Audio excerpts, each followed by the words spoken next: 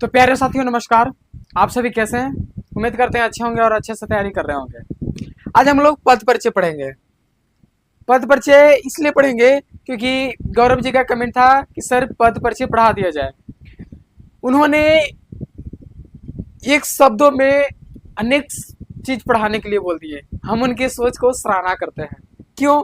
क्योंकि पद परिचय में आपको संज्ञा का जानकारी होना चाहिए, सर्वनाम का जानकारी होना चाहिए, लिंग का, वचन का, कारक का, विशेषण का, वाक्य के अंग आदि ये सब जो भी होते हैं वो सब की क्या होनी चाहिए, जानकारी होनी चाहिए।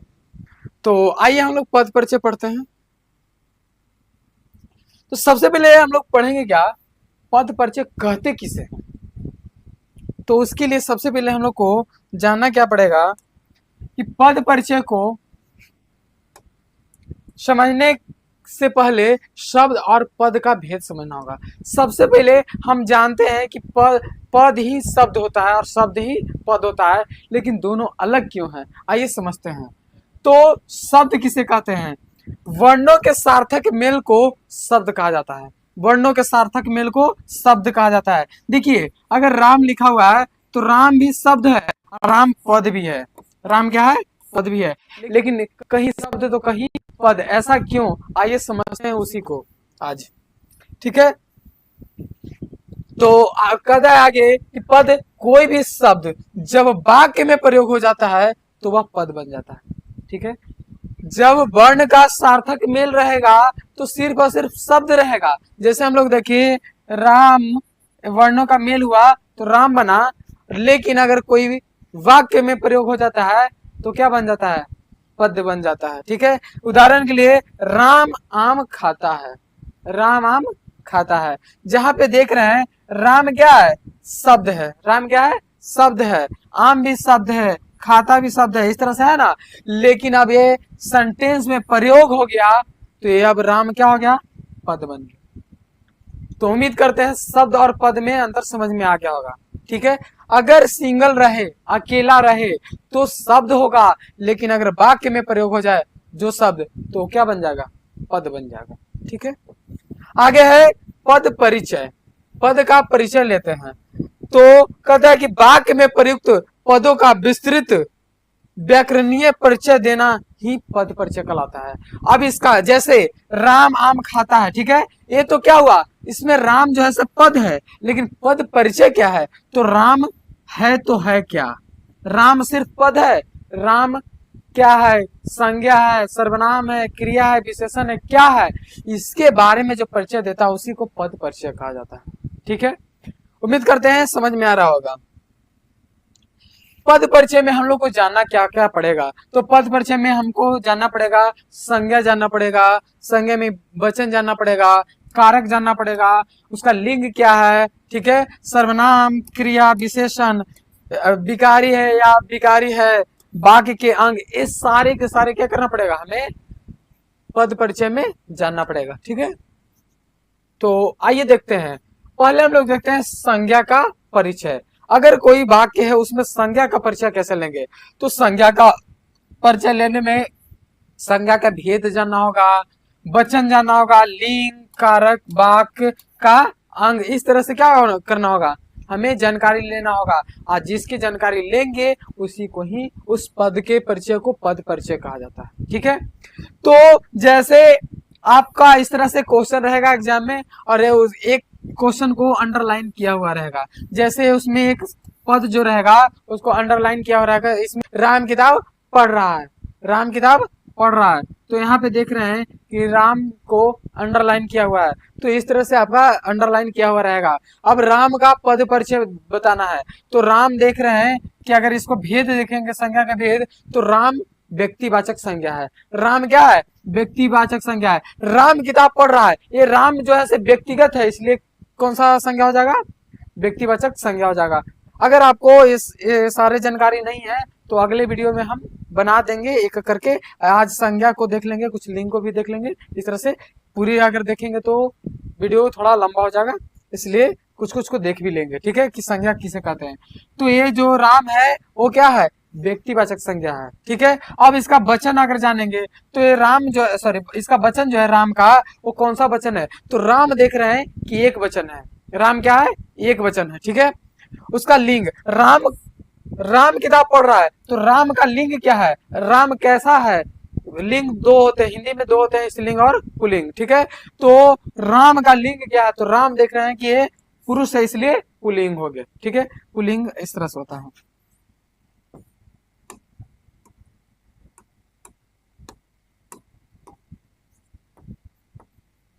पुल्लिंग। ठीक है, यहाँ पे सुधार लीजिएगा, लिंग थोड़ा सा गलती लिखा हुआ है। आगे है कारक। इसका जो कारक है वो कारक क्या होगा? तो देख रहे हैं कि राम जो है काम कर रहा है, काम कर रहा है, तो जो काम करता है उसे कर्ता कारक कहते हैं। जो काम करता है उसे कर्ता कारक कहते हैं। ठीक है, तो राम का पद परिचय में कारक क्या होगा? कर्ता कारक होगा। ठीक है, आगे देखिए इसका जो वाक्य है वो कैसा होगा? वाक्य का अंग जो है कैसा होगा? तो वाक्य का उद्देश्य बन रहा है। जो किताब पढ़ रहा है वो कौन पढ़ रहा है? राम पढ़ रहा है, तो इसका क्या हुआ? ये उद्देश्य हो गया। ठीक है, आगे देखिए एक और एग्जाम्पल जो इसमें है, अगर हो सकता है सी में इसी तरह से रहे, राम किताब पढ़ता है, इसमें अब किताब का इसको अंडरलाइन किया हो रहा है और पूछे कि किताब का पद परिचय बताइए, तो हम लोग सबसे पहले बताएंगे कि ये संज्ञा है, तो संज्ञा का क्या होगा? भेद होगा। तो संज्ञा का भेद में किताब, किताब कहने से पूरी किताब का बोध हो रहा है, या तो इंग्लिश का किताब हो, हिंदी का किताब हो, जीएस का हो, जीके का हो, जो भी किताब हो, किताब कहने से सभी किताबों का बोध हो रहा है, इसलिए कौन सा वाचक होगा? इसका संज्ञा जो होगा जातिवाचक संज्ञा होगा। ठीक है, आगे इसका वचन देखते हैं। तो किताब जो है वो क्या है? एक है, एक ही किताब ना है, इसलिए एक किताब होगा। अगर यहाँ पे रहता है राम दो किताब पढ़ता है तो द्विवचन हो जाता है, लेकिन सिर्फ किताब पढ़ रहा है तो क्या होगा? एक होगा, तो इसलिए एक वचन। ठीक है, आगे है इसका क्या लिंग होगा? तो किताब हमेशा स्त्रीलिंग होती है, किताब जो है क्या होते हैं? स्त्रीलिंग होती है। ठीक है, आगे यहाँ पे देखेंगे इसका कारक क्या होगा? कारक क्या होगा? तो राम किताब पढ़ रहा है, इस सेंटेंस में देखेंगे राम किताब पढ़ रहा है, राम तो करता हुआ, लेकिन इसमें काम क्या हो रहा है? पढ़ने का। किस चीज का? तो किताब का। तो किताब क्या होगा? इसका कर्म हो गया। ठीक है, तो इसका कारक क्या हो जाएगा? कर्म कारक होगा। आगे देखेंगे इसका वाक्य के अंग। तो वाक्य के अंग में देखेंगे कि राम में विधेय का क्या हो रहा है? विस्तार हो रहा है। इसमें विधेय का क्या होता है? विस्तार होता है। अगर आपको इस वाक्य नहीं समझ में आ रहा है तो इसका एक स्पेशल वीडियो बना देंगे, आप लोग कमेंट कीजिएगा, इसका स्पेशल वीडियो बना देंगे और आप लोग देख लीजिएगा। ठीक है, तो वाक्य जो है विधेय का क्या है? विस्तार है। ठीक है, इस तरह से हम लोग पद परिचय निकाल लेंगे। और देखते हैं परिचय में ही सीता बाजार जा रही है। एक और एग्जाम्पल में देख रहे हैं सीता बाजार जा रही है। अब सीता को देखेंगे तो इसका जो संज्ञा है कौन सी संज्ञा है? तो सीता नाम है, नाम है किसी व्यक्ति का खास है। तो ठीक है, तो खास है तो क्या हो जाएगा? खास नाम है तो व्यक्तिवाचक संज्ञा हो जाएगा। ठीक है, अब देखेंगे इसका कौन सा वचन है। तो वचन देख रहे हैं कि सीता जो है से एक है, तो इसलिए कौन सा वचन होगा? एक वचन। इसका लिंग आगे देखेंगे क्या कि इसका लिंग क्या होगा? तो सीता एक लड़की का नाम है, तो लड़की का नाम है इसलिए क्या हो जाएंगे? ये स्त्रीलिंग हो जाएंगे। ठीक है, आगे क्या है? कारक। चौथा नंबर में हम लोग इसका निकालेंगे क्या? कारक। तो कारक निकालेंगे तो ये जो कारक है, सीता क्या कर रहे हैं? तो सीता बाजार जाने का काम कर रहे हैं, तो जो काम करता है उसे कर्ता कहते हैं, तो यहाँ पे क्या हो जाएगा? कर्ता कारक। ठीक है, आगे इसका वाक्य। वाक्य के अंग में देखेंगे क्या? वाक्य के अंग में देखेंगे कि ये जो है वो क्या कर रहे हैं, तो उनका क्या है? वाक्य का उद्देश्य है। बाजार तो जा रहे हैं, लेकिन कौन जा रहे हैं? तो सीता सॉरी जा रही है, लेकिन कौन जा रही है? सीता जा रही है। और जब सीता जा रही है तो उसका उद्देश्य है क्या है? कि बाजार जाना है, इसलिए इसका वाक्य का क्या हो जाएगा? उद्देश्य हो जाएगा। ठीक है, और इसमें सेम उसी में देख लिए, अगर इस तरह से इसको अंडरलाइन किया हो रहा है तो इसको कैसे पहचानेंगे? इसी तरह से नहीं, बड़का बड़का सेंटेंस भी हो सकता है, बड़का बड़का वाक्य भी हो सकते हैं, और उसमें से एक को अंडरलाइन किया हुआ रहेगा और उसमें बताएगा कि पद परिचय इसका दीजिए। ठीक है, तो इस तरह से अगर लिखा रहा है बाजार का, तो देखेंगे बाजार में सबसे पहले क्या है? संज्ञा में देख रहे हैं, संज्ञा है, तो संज्ञा का कौन सा है? इसका कौन सा भेद है? तो बाजार कहने से कोई भी बाजार हो सकता है, कुर्था का बाजार भी हो सकता है, अरवल का भी हो सकता है, पटना का भी हो सकता है, मतलब जितने भी बाजार हैं सभी बाजार हो सकते हैं। सब्जी बाजार हो सकता है, तो क्या बोलते हैं, फल बाजार हो सकता है, फल दुकान वाला बाजार हो सकता है, जानवरों का बाजार हो सकता है, कई बाजार हो सकते हैं। ठीक है, बाजार करने से कई बाजार हो रहे हैं, तो इससे जाति का पता चलता है, इसलिए जातिवाचक संज्ञा। बाजार करने से कोई भी बाजार हो सकता है। आगे इसका कौन सा वचन होगा? तो बाजार जो है कितने अभी यहाँ पे हो रहे हैं, एक बाजार की बात हो रही है। ठीक है, बाजार कितने हैं? एक। सीता दो बाजार नहीं जा रहे, सीता कितने बाजार जा रहे हैं? एक बाजार जा रहे हैं, इसलिए कौन सा वचन होगा? एक वचन होगा। ठीक है, अब बाजार, बाजार का लिंग क्या होगा? तो बाजार पुल्लिंग होते हैं। ठीक है, बाजार का लिंग क्या होता है? पुल्लिंग। आगे है कारक। कारक कौन सा कारक होगा? तो हम लोग देख रहे हैं कि सीता बाजार जा रही है, सीता बाजार जा रही है, तो जाने का काम कहाँ कर रहे हैं? बाजार में। तो में की कौन सा कारक होता है? तो में जो है अधिकरण कारक होता है। बाजार तो जा तो रहे हैं, लेकिन कहाँ? बाजार में। तो में क्या हो जाएगा? अधिकरण कारक। ठीक है, तो कारक इसका अधिकरण कारक हो जाएगा। उसमें वाक्य में देखेंगे तो वाक्य में विधेय का क्या हो रहा है? विस्तार हो रहा है। ठीक है, इसमें इसका विस्तरित कर रहा है, आई जो सेंटेंस है उसको बढ़ाने का काम कर रहा है, इसलिए वाक्य विस्तृत हो रहा है। ठीक है, आगे हम लोग देखते हैं, संज्ञा को देख लेते हैं। हो सकता है संज्ञा किसी ने नहीं पढ़े होंगे, पढ़ लिए तो बहुत अच्छी बात है, क्या पढ़ लिए पहले ही, लेकिन अगर नहीं पढ़े हैं तो आइए देख लेते हैं। तो संज्ञा कहते किसे हैं? तो सबसे पहले संज्ञा क्या है, कहां से आया? तो संज्ञा बाबू पद की एक भेद है, पद का क्या है? एक भेद है। संज्ञा को पढ़ेंगे कि जो शब्द किसी व्यक्ति, वस्तु, भाव, स्थान को दर्शाता है उसे संज्ञा कहते हैं। ठीक है, किसी व्यक्ति का, किसी के भाव का, किसी स्थान का, किसी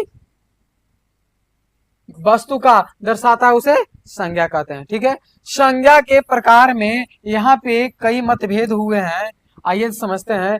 कहीं कहीं संज्ञा दो है, सॉरी तीन है, तो कहीं पांच। ऐसा क्यों? दो तरह से क्यों? तो अगर क्वेश्चन आ जाए कि उत्पत्ति के आधार पर संज्ञा कितने प्रकार के होते हैं, तो तीन होते हैं, व्यक्तिवाचक संज्ञा, गणनीय और अगणनीय। अब व्यक्तिवाचक संज्ञा में जितने भी व्यक्तिगत है, नाम है, वो सब के सब क्या हो जाएंगे? व्यक्तिवाचक संज्ञा में हो जाएंगे। अब इसे गणनीय में क्या होंगे? जिनको हम गणना करेंगे वो सब के सब क्या हो जाएंगे? गणनीय में होंगे, और जिसे गणना नहीं कर पाएंगे उसे अगणनीय कहेंगे। जैसे में हम अच्छे हैं या बुरे, इसको गणना नहीं किया जा सकता है, तो ये अगणनीय में हो सकते हैं। लेकिन जैसे में एक बोरा चावल इस तरह से है, तो उसको गणना कर रहे हैं, इसलिए गणनीय हो जाएगा। लेकिन खास तौर पे हमें इस तरह से पढ़ना है। क्या पढ़ना है? सॉरी, उत्पत्ति के आधार पर नहीं, ये अर्थ के आधार पे होता है। अर्थ, अर्थ के आधार पे जो है कितने प्रकार के होते हैं? पांच प्रकार के होते हैं। पहला है व्यक्तिवाचक संज्ञा, दूसरा है जातिवाचक संज्ञा, तीसरा द्रव्यवाचक संज्ञा, और चौथा भाववाचक संज्ञा और समूहवाचक संज्ञा। अगर आप नहीं जान रहे इस उनके लिए है, अगर जान रहे हैं पहले से तो और अच्छी बात है, लेकिन एक बार रिवीजन कर लेते हो। तो सबसे पहले हम जानेंगे व्यक्तिवाचक संज्ञा किसे कहते हैं। ठीक है, क्योंकि ये भी पद का एक भाग है। तो जिस संज्ञा शब्द से किसी व्यक्ति, प्राणी, वस्तु या स्थान के विशेष के नाम का ज्ञान हो या बोध हो, उसे क्या कहते हैं? व्यक्तिवाचक संज्ञा कहते हैं। जैसे कोई व्यक्ति है जिसका क्या नाम है? राम है, तो ये व्यक्तिवाचक संज्ञा हो जाएगा। कोई जगह है जिसका नाम क्या है? आगरा, तो ये व्यक्तिवाचक संज्ञा हो जाएगा। कोई शहर है जिसका नाम है, तो व्यक्तिवाचक संज्ञा होगा दिल्ली। कोई व्यक्ति है या कोई प्रधानमंत्री है जिनका नाम है, प्रधानमंत्री करने से कोई भी प्रधानमंत्री हो सकते हैं, मनमोहन सिंह भी हो सकते हैं, क्या बोलते हैं, नरेंद्र मोदी भी हो सकते हैं, पंडित जवाहरलाल नेहरू भी हो सकते हैं, कोई भी हो सकते हैं। लेकिन मोदी जी नाम लेने से क्या हो रहा है? सिर्फ मोदी जी का व्यक्तिगत बात हो रहा है। ठीक है, हिमालय, पहाड़ बहुत से हैं, लेकिन अगर उसका नाम ले ली तो व्यक्तिवाचक संज्ञा हो जाएगा। पृथ्वी, ग्रह तो बहुत से हैं, लेकिन उसका नाम लिए हैं पृथ्वी, तो ये व्यक्तिवाचक संज्ञा हो जाएंगे। ठीक है, आगे हम लोग देखते हैं जातिवाचक संज्ञा। जो संज्ञा शब्द किसी प्राणी, स्थान या वस्तु के संपूर्ण जाति का बोध कराता है उसे जातिवाचक संज्ञा कहते हैं। ठीक है, जैसे बालक, लड़का का नाम तो राम था, लेकिन अगर जैसे ही उसका बोल रहे हैं बालक, अब बालक कोई भी हो सकता है, राम भी हो सकता है, मोहन भी हो सकता है, सोहन भी हो सकता है, आप भी हो सकते हैं, हम भी हो सकते हैं, ठीक है। आगे है अध्यापक। अब अध्यापक कहने से हिंदी के सर भी हो सकते हैं, इंग्लिश के सर भी हो सकते हैं, संस्कृत के भी सर हो सकते हैं, कोई भी सर हो सकते हैं, हमारे स्कूल के भी सर हो सकते हैं, आपके स्कूल के भी सर हो सकते हैं, कोई भी अध्यापक हो सकते हैं, ठीक है। शहर, अब शहर कहने से दिल्ली भी हो सकता है, पटना भी हो सकता है, कहीं भी हो सकता है, ठीक है। उसी तरह से लड़का, लड़का कहने से सारा लड़का का बोध हो जाएगा। नदी कहने से गंगा, यमुना, सरस्वती, कोई भी नदी आ सकते हैं इसमें। पर्वत, कोई भी पर्वत आ सकते हैं, ठीक है। सागर, कोई भी सागर आ सकते हैं। इस तरह से जब भी अगर किसी जाति का बोध होगा तो जातिवाचक संज्ञा, ठीक है। आगे है भाववाचक संज्ञा। कहता है कि जिन संज्ञा शब्द से किसी व्यक्ति, प्राणी, वस्तु अथवा पदार्थ के गुण, दोष, दशा आदि का बोध होता है उसे भाववाचक संज्ञा कहते हैं। यहाँ पे देखिएगा, जैसे में बचपन, क्या किसी ने बचपन को अपने देखा? किसी ने बचपन को नहीं देखा है, बल्कि उसके अवस्था को हम बता सकते हैं, लेकिन बचपन किसी ने नहीं देखा है, ठीक है। जैसे अपनापन, क्या आप मेरा अपना है या पराया, क्या कोई देख पाएगा? नहीं, सिर्फ अनुभव करता है, ठीक है। वही कहता है कि गुण, दोष और दशा को प्राप्त कर सकता है, उसके अलावा कुछ नहीं। आप हमसे प्रेम करते हैं या नहीं, ये देखकर बताया जा सकता है? नहीं बताया जा सकता है। तो ये सब के सब भाव प्रकट हो रहे हैं, ठीक है। जैसे आप मेरे मित्र हैं, इसकी जानकारी हमें कैसे प्राप्त होगी? मित्रता की जानकारी प्राप्त होती है। हो सकता है कि आप शत्रु हैं और हमसे मित्रता की भावना रखते हैं, हो सकता है कि आप मित्र हैं, हमसे शत्रु की भावना रखते हैं, इसलिए मित्रता को देखा नहीं जा सकता, सिर्फ भाव प्रकट किया जा सकता है, ठीक है। उसी तरह से कोई सफाई है, कोई साफ सफाई, अच्छाई, बुराई, ये सब के सारे, खटास, मिठास, ये सब के सब क्या होते हैं? भाववाचक संज्ञा होते हैं, ठीक है।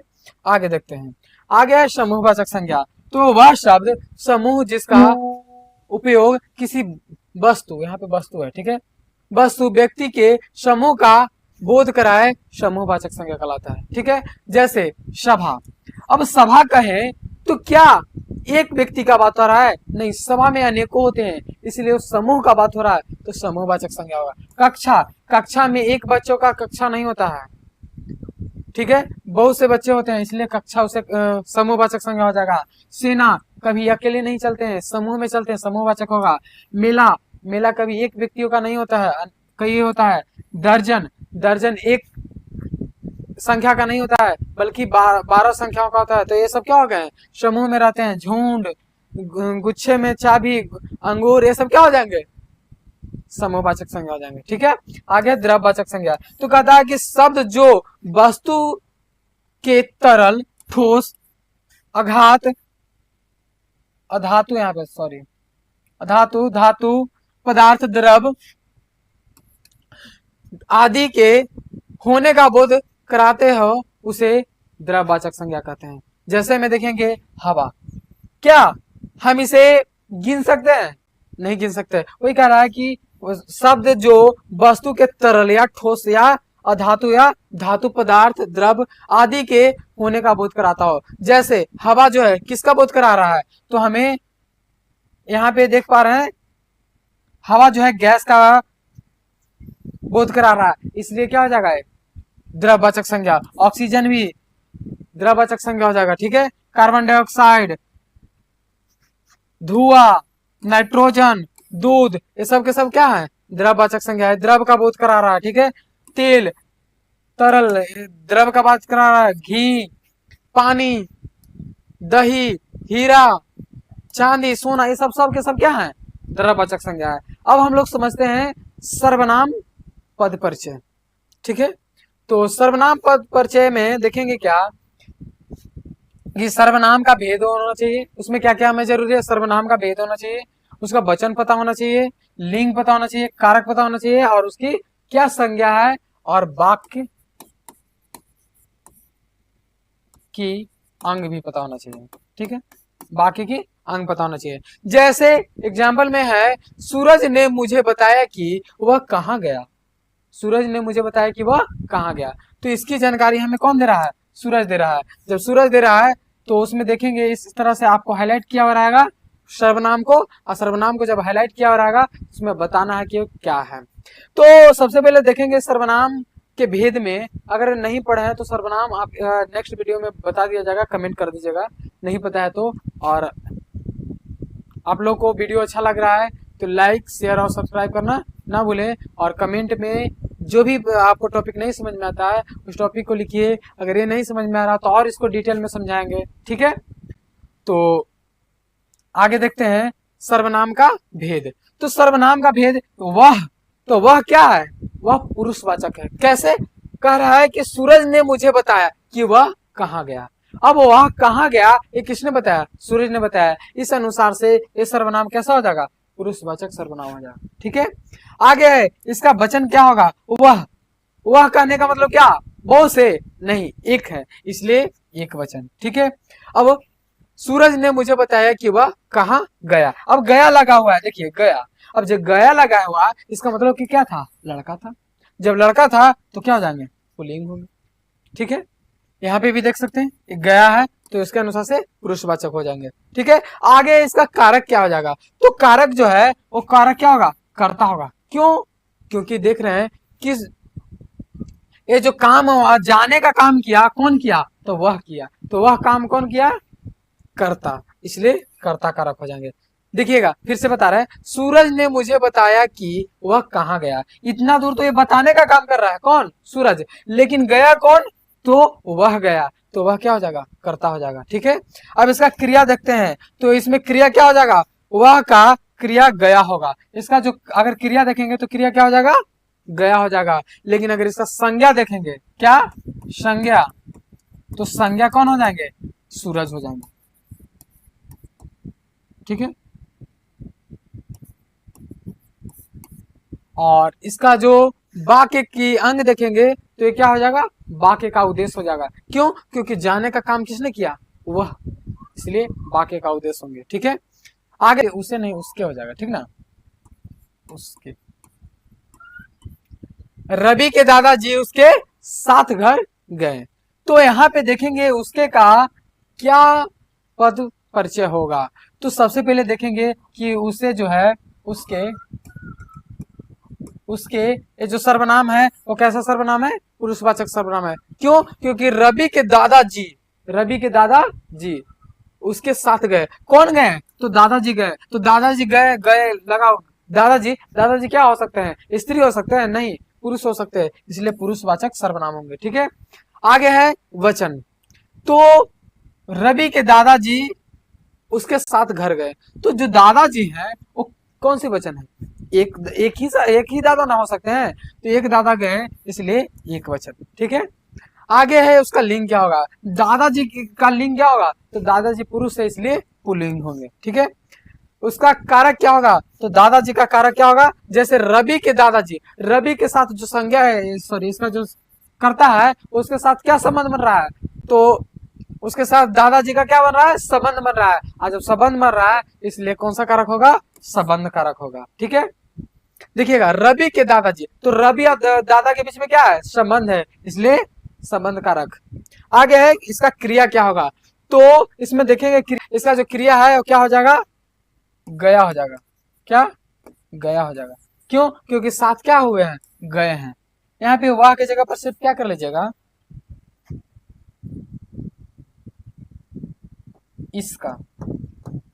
इसका क्रिया गया होगा, ठीक है। आगे देखते हैं कि इसका जो संज्ञा है उस संज्ञा क्या होगा? तो संज्ञा देखेंगे तो संज्ञा क्या हो जाएंगे? रवि जी हो जाएंगे, ठीक है। तो रवि। उम्मीद करते हैं आपको समझ में आया होगा।